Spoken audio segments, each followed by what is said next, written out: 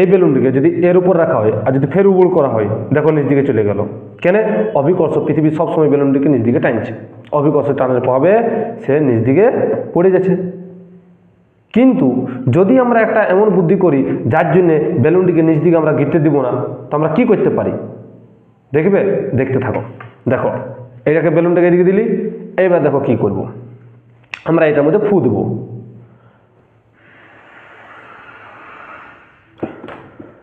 দেখলে বেলুনটি কতক্ষণ আটকে ছিল, এবার ঘুরে আবার দেখো,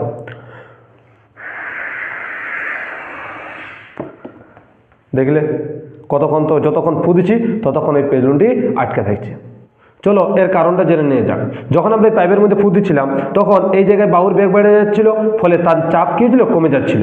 আর আশপাশে বাহু উচ্চচাপ থাকায় সেই বাহু এই দিকে ধাবিত হচ্ছিল, ফলে একে একটা ঊর্ধ্বমুখী বল দিতে প্রয়োগ করছিল, যার জন্য বেলুনটা নিচ দিকে গিরতেছিল না।